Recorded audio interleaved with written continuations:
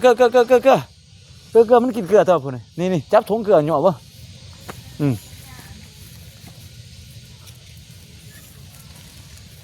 นี่จับไว้โดดจับขามันปั๊บโอ้ยบ่ทันซ้ำระวังโอ้โตมุดเลยเนาะโอ้คักเว้ยเด็กคักไม่เด้อมาเยือนนี่น้องต้องให้เด้ให้มันพูดเด้เพราะว่าน้องเอาไปเลี้ยงเด้น้องไปเลี้ยงน้องต้องให้เป็นพิธีน้อยนึงบ่แม่นให้กับมอบแต่ว่าอ้ายบ่มีแบบนั้นแต่ว่าน้องมีเด้น้องบ่ว่าเห็นดูแล้วอ้าวแน่ๆแล้วนี่ฮอดเด้อบ่นี่ส่งมอบกันเฮ้ยส่งฮอดบ้านฮอดเฮือนเด้อพี่น้องเอ้ยบ้านนี่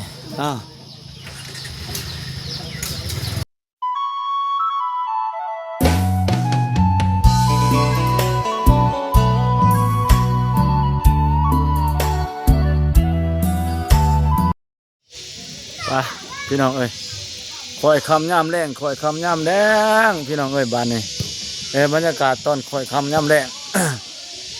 ฝนตกมื้อนี้ก็ตั้งแต่เช้าพุ่นมาเป็นหาพายุเขาบ่ถล่มทลายสวนบ่าวผู้วงกับสนัด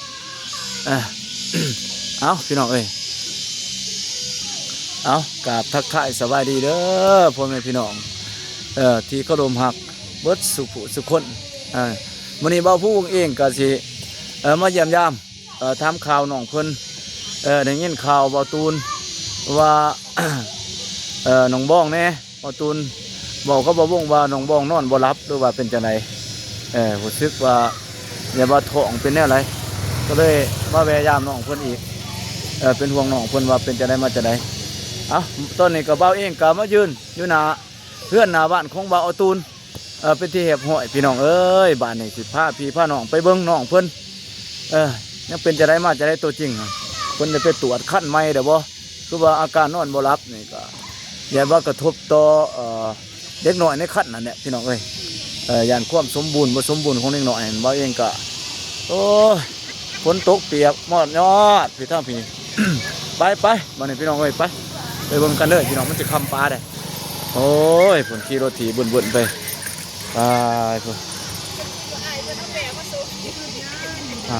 แน่ได้เพิ่นเกี่ยมแน่ได้โอ้โอ้ยสิเฮือนเฮือนแม่ของเบาตูนน้องบ้องจะอยู่ไสได้น้องบ้องก็ได้ไปไสได้ไปฮะมาแล้วบ่สบายดีเด้อสบายดีเป็นอย่างจากเตะบ้านบ่โอ้ยจักเตะเป็นบ่เป็นน้ำเขาพุ่นกีฬาพื้นบ้านโธ่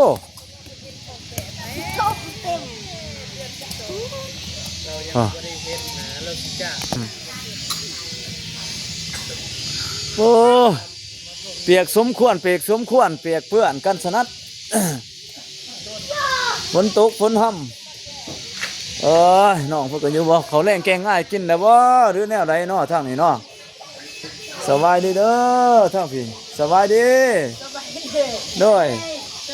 โอ้น้ำคือว่าท่วมบ่ถีบนี่เป็นจะได้แดดนี่โอ้ฝนแห้งคักเนาะโอ้ฝนแห้งพี่น้องเอ้ยโอ้ยไก่บ่าวตูนเป็ดเพิ่นเป็ดไก่หมูเพิ่นแหน่ยังแหน่น้ำท่วมเลยพี่โอ้แห้งเติมเนาะทั้งเพื่อนบ่าววงก็นักเติบทั้งพี่ก็นักเติบพี่น้องเอ้ยเอาละบาดนี้เป็นจะได้แหละคือว่าคือว่าเอาเสือกเอายังบ่โอ้ยไอ้กระทาโอ้เอาแม่บ่โอ้ไอ้กระทาแต่หมู่บ้านเพิ่นคือบ่มาเอาบ่จ้ะโอ้ยมันสิไปเอาแม่หรือว่าจะไหนหรือว่าบ่เอาบ่เลยจะไหนคือว่าเสืออยู่ว่าซั่นโอ้ยบ่ตูนนี่คอกบ่ทันได้เอาบ่เอานอนนี่ก็ได้บ่ตูนเอ้ยนี่นอนจังสิก็ได้นี่มันมักนอนสูงๆแบบนั้นได้มันนอนในกองไม้กองหยังก็ได้ไปยังอยู่เฮือนบ่แม่มาแล้วแม่นอยู่เฮือนน่ะมาเลยโอ้ยเอาบ่ตูนสิไปเอาแหวะพี่น้องเอ้ย ไปไปด้วยกันไปโอ้ยเนาะเอาแวะแล้วบ้านนี้เอ้า ใช่แบะ เอาแบกกันอยู่เพื่อนละน้อง แม่บ่ได้เอามาแล้วเนาะบ่ทันได้เอามามีแต่มาแวะยามน้องบ้องว่าน้องบ้องว่าได้ยินข่าวว่าบ่สบเจ็บท้องแน่ว่าซั่นนอนบ่หลับว่าซั่นปั้นท้องปั้นหยังก็เลยมาสิมาถามว่าเป็นจะได้บ่ได้ไปกวดเป็นหยังบ่ ไปมื้อนี้พอดีบ่มีหมอมาอยู่ก็เลยกลับมาขึ้น กำมาคืนอ้าวหมออันนี้บ่สุขสระเฮานี่บ่ ดรคอนสวรรค์ โอ้ก็คลินิกอยู่ในเมืองพุ่นน่ะพี่น้องเอ้ยแต่ว่าบ่เห็นเพิ่นบ่อยู่บ่ แม่นเพิ่นไปประชุมแพง เออจะได้ไปหอใหม่ได้คะแนนนะ ไปฮอดไม้ถึงมื้ออื่นสิได้ไป โอ้ยเนาะอ้าวคือจังว่าไปใส่เด้น้องเพิ่นก็ได้ ไปเรียนแม่นะครับ โอ้ ไปอีกโห ไปยาม นั่นแหละสิไปอีโก้นั่นแหละ แหละไปซีมิติมาเป็นซัดแก้วเลย อยู่ไสน่ะ อยู่ปากซอง อยู่นี่ก็อยู่นี่ก็ได้นะอยู่หน้าห้องหมอนี่เด้ นี่ได้แค่นั้นกูได้กัน ซีมิติคือกันมัน เข้าไป มันอีหยังคือเอิ้นว่ามันสีของดรคนสวรรค์นี่มันเป็นขาวลำเด้บ่จะคักบ่แม่นซีมิติเป็นมีแต่ผู้นะผู้นาผู้นะกันแน่น่ะ นี่เด้อโอ้มาแล้วคนสบายดีเด้อมา โอ้ยพวกมาเลยรถไปเที่ยวเมื่อนี้เนาะบัดนี้เนาะโอ้ยไอเอาหนุ่มบอกไปเอาแว่เนาะเราจะไปเนาะบ่ล่ะเอามือโอ้มาแล้วบัดนี้โอ้ยนี่หน่อยปลาโตพิษประจักษ์ ได้อยู่ส ฮะว่า ก็สำนันบ่ได้ไปยืนอยู่เถิง ว่า ให้มันจับผิด ยันว่าอันตรายเนาะ เล็กน้อยสิ สวัสดีเด้อน้องบอง มาแต่ทางไหนแหละ ไปสิไปเอาแม่แต่ว่าแม่เมื่อนำรถเขาแล้ว แม่อยู่ไสล่ะแม่ให้ไปหับบ่ โดย อ่ะ ไปไปเอาแบะ ไปของว่านี่อ้ายกระทาอยู่ว่านกว่าตูนน้องบองบ่เห็นมาว่าซั่นบ่เห็นมาเอาแวะว่าซั่นมัน ขึ้นรถเอาแบะ ขันตึงๆอยู่แวะหันงามดีอยู่ได้แข็งแห้งดีอยู่ แงงบ่ ในเรื่องอยู่หรอกมันเอิ้นห้องทาเจ้าของอยู่หั่นว่าเอิ้นอ้ายเองกระทาบ่ล้นเตือจุดค่ำพุ่นแหละซองว่าสิมายามใดสิมาคงว่าสิไปเอาเนาะว่านี่เนาะ คือว่าอ้ายคิดว่าเจ้าไปปลูกหันคำสิมาคำคือสิมาเอาอยู่ดอกสิแม่นมาก ได้ฮอดเฮือนเมื่อวาน โอ้ยฉันพ่อว่ากันคำน่ะก็สิเมื่อยแน่เนาะบ่ทันพี่น้องไอ้ซ้ำมันซ้ำนี่ก็บ่ทันบ่ตีน้องพุ่นดอกก็เลยว่าบ่ได้เอา แต่ว่ามื้อนี้บ่าวตูนว่าสิไปเอาเกี้ยมข้างในมีเสือกมีหยังพุ่นเอามาเลี้ยงอยู่นี่บัดนี้แพร่พันธุ์นี่แหละบัดนี้โอ้ยมีแต่แนวเฮงๆแหละบัดนี้แม่ก็เลยเอาตัวหนึงได้2แหละบัดนี้บัด2เป็น4เป็น6ไปเรื่อยบัดนี้ม่วนเด้บัดนี้ขยายไปเรื่อยๆไปน้องบอกเพิ่นว่าไปเว้ยไปน้ำกันอ้ายก็สิมาส่งอีกไปบ่เลยแนวใดคือว่าเพิ่นบ่สบายบ่สะดวกบ่เดี๋ยวว่าบ่ม่วนท้องไปก็ขึ้นทางไหนพุ่นให้น้องบ้องขึ้นทางไหนโดดพุ่นไป น่าก็ได้ได้ ฮะบ่นั่งทางไหนติย่านว่ามันเต้นกระโดงกระเดงโอ้โห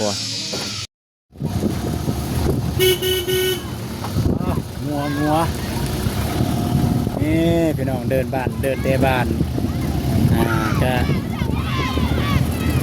เป็นขี้ต้มหมดแล้วเดินเตะบ้านอันนี้ก็ได้อันนั้นบ้านเบาตูนได้ซื้อไห้นะจักแม่นจักบ่ซื้อแม่นพูนเฮือนเบานุ่งพี่น้องเอ้ยถ้าผู้ใดมาทางนี้ก็จะเห็นเฮือนเบานุ่งทางนี้เฮือนเบานุ่งบ่ทันแล้วบ่ว่างามเลยโดยเฉพาะน้องบองเฮือนเบานุ่งบ่ทันแล้วงามแล้วเพิ่นว่า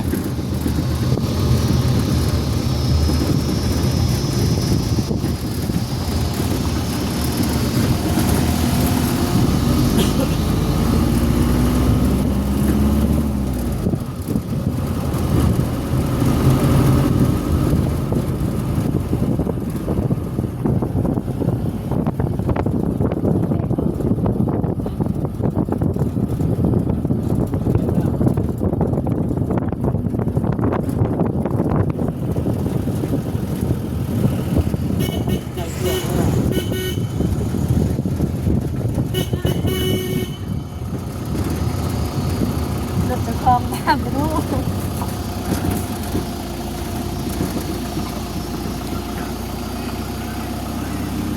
ไปพี่น้องฮอดแล้วเฮือนบ่าวงแล้วเด้อพี่น้องเด้อ สี่เหียบเนาะแล้วเนาะ ทุบ ก็จะมาน้ำเก่าแล้ว มาหอนแล้วบานนี่ไปแล้วแม่ มาบุเล่มาบุเล่ ไปโอ้น้องบ้องก็มาเบิ่งคือกันพี่น้องเอ้ยเพิ่นก็ย่านบ่คักบ่นี่ โอ้ยอ้ายเพิ่นก็เอาใจใส่ดีคือหยังนี่พี่น้องเอ้ยบ่ตูนก็ได้ทั้งน้องบ้องก็ไปไปพี่น้องเอ้ยเพิ่นแหละทั้งหลังบ้านเพิ่นระวังมืนเด้น่ะบ่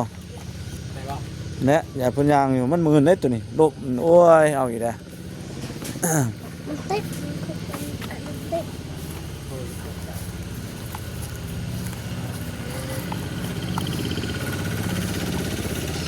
มาเอาแพะแล้วพี่น้องเอ้ยบ้านนี่ ตัวไร น้องบ้อง นี่ตัวลูกนี่จับได้ก็บ้าน จับลูกมัน มาจับ จับลูกโลดจับลูกเลยมันเกิดย่างมาใส่เองมันจับลูกโลดละเลยไว้ที่ บิว วิวไปรัด พูดเลย วิวไปรัดเด้อค่อยๆค่อยๆวิวค่อยๆค่อยๆไรไล่ปองเอาตัวหน่อยแต่เวลาเขาจับลูกมันน่ะมันแดนมาดอกนี่มันแดนมาเอาเครือมาเอาเครือมาเบิ่งเครือมาอยู่หย่อมันเบิ่งเกลือมันกินเกลือเท่าพุ่นนี่จับถุงเกลือหย่อบ่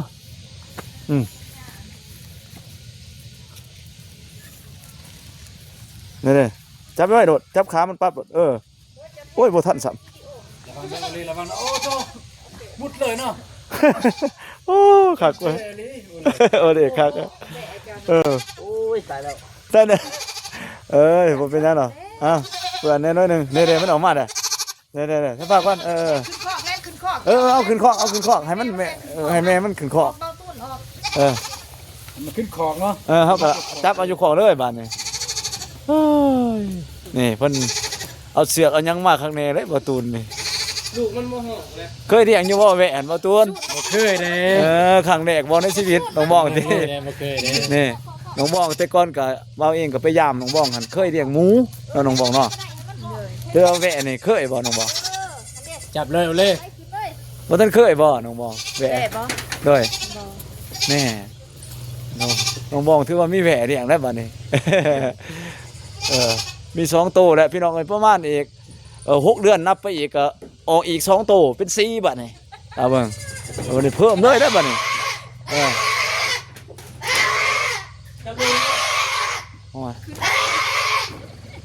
เฮ็ดนี่จับดีๆติเด้อโอ้ จับลูกมัน เสือกแบะเนี่ยนะ โอ้ยสมว่าเพิ่นบ่เคยเลี้ยงนี่เอาเฮ็ดนั่นน่ะเอาจับบัดนี้จับเอาขึ้นไปรถเด้อเดี๋ยวก็จังผู้หนึงจับลูกมัน ไปอุ้มมาลูกมัน ให้วิวไปอุ้มก็ได้วิวเอาไปเด้อพุ่น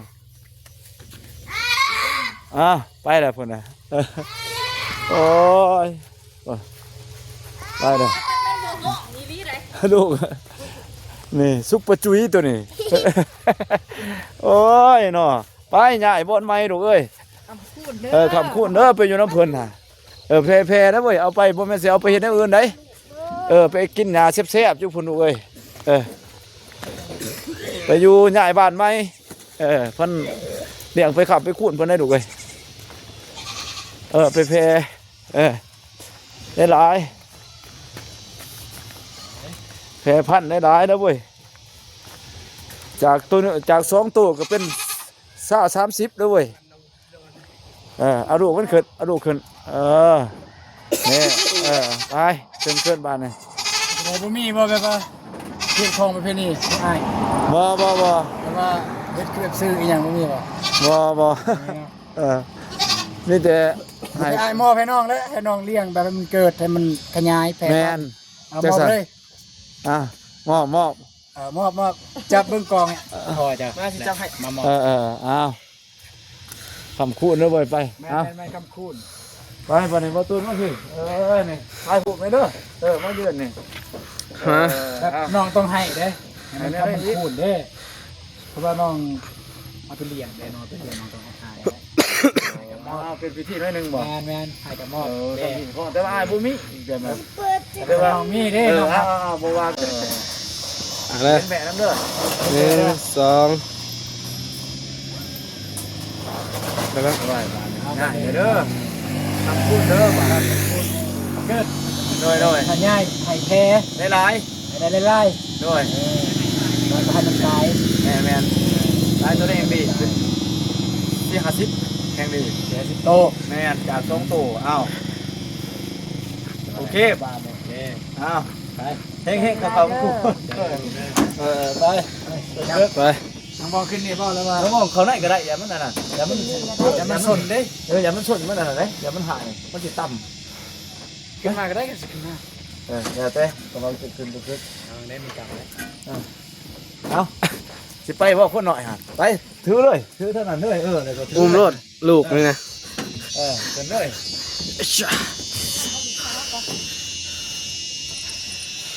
ไปเฮา ไปเดี๋ยวไว้ โอ้ย คำคูณเบิดซองทั้งซองไฟ ผู้ให้ก็ให้ร่ำให้รวยเด้อผู้ฮับจะให้โซ่ให้ล้าน แมน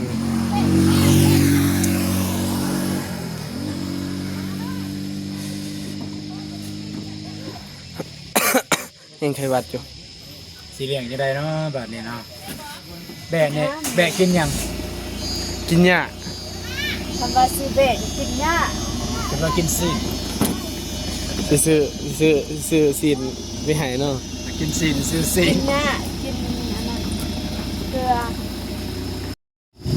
แบบนี้ฮอดแล้วไปน้องไปฮอดแล้ว เหือนบาตูนเป็นทีเหียบห้อยเนาะ สิไว้อยู่ใช้แบกนี่ก็ได้ ก็มีแต่บนได้บ่ เอาลงมาลงมา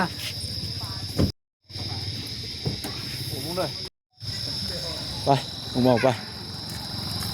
บ้านนี่พี่น้องเอ้ยมาส่งหอดบ้านหอดเทือนเลยเด้อบ้านนี่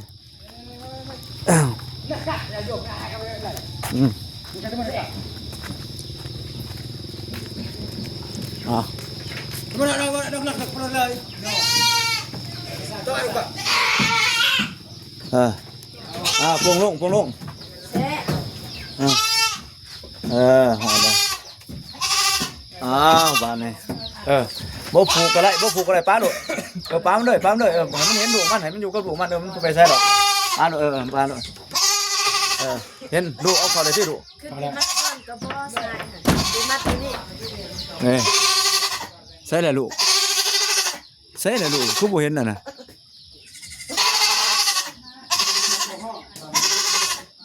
อาการอะไร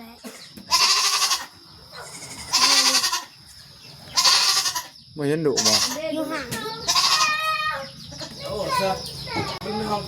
เห็นดูแล้วอ้าวแค่นี้แล้วเนี่ยฮอดเด้อบ่นี่ส่งมอบ กิน กัน มาแล้วฮอดแล้ว เอ้ยส่งหอดบ้านหอดเพื่อนเด้อพี่น้องเอ้ยบ้านนี่โอเคบ้านนี่อยากมันเจ้าหน่อยจะ ไหนวะ ไปประมาณเจ้าหน้าที่เลยนี่มันจะตัดเอาเนาะ ไป ประมาณนั้นพี่น้องเอ้ยก็ถือว่าโอเคมอบให้ตามสัญญาเรียบร้อยเด้อพี่น้องเอ้ยฮอดมอบส่งให้เบาตูนแล้วบ้านนี้มีแต่ให้เบาตูนรักษารักษาเอา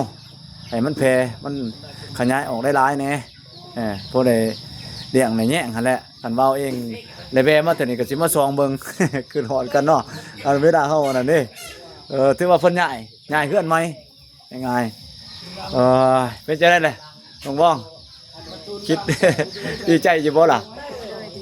มีสัตว์มาเลี้ยงโดยน้องบ้องดีใจใครอยู่เนาะ โดยเพิ่นก็ตามน้องบ้องว่าก็บ่เคยเลี้ยงแม่นบ่น้องบ้อง โดย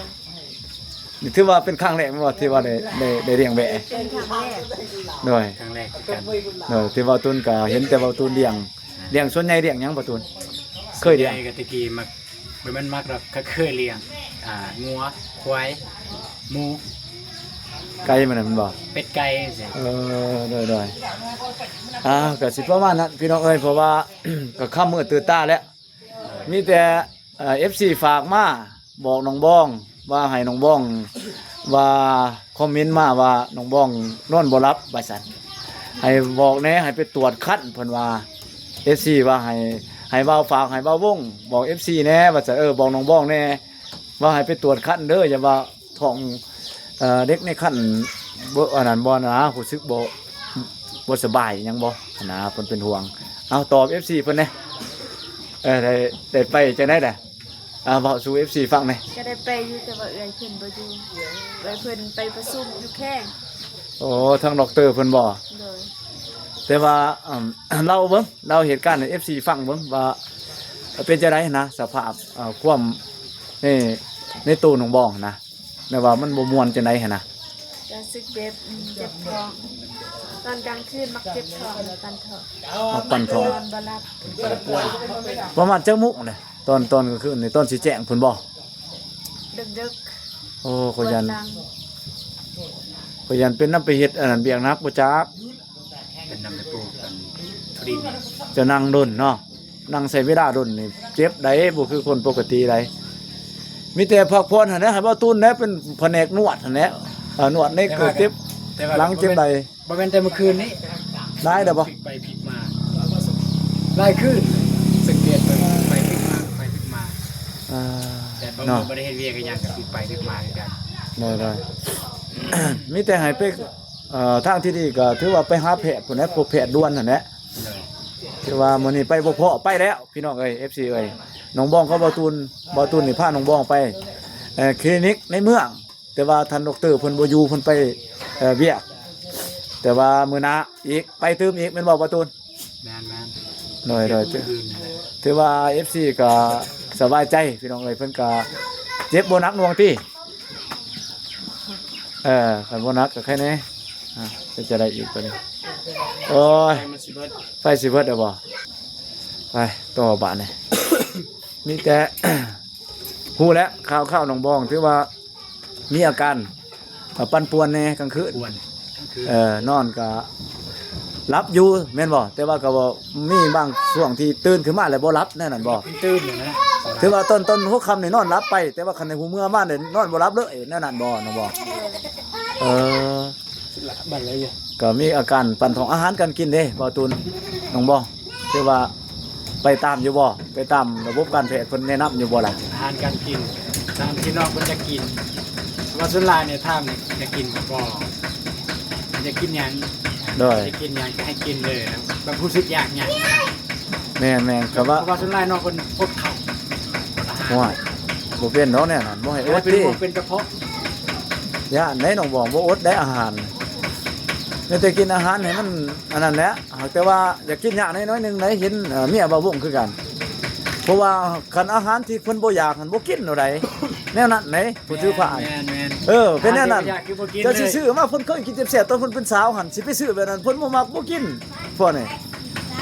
ต้องซื้อกินตามเพิ่นอยากนะเพิ่นอยากแน่ๆต้องซื้อตอนนั้นที่ว่าเพิ่นอยากกินข้าวโพดว่าไปซื้อข้าวโพดกิน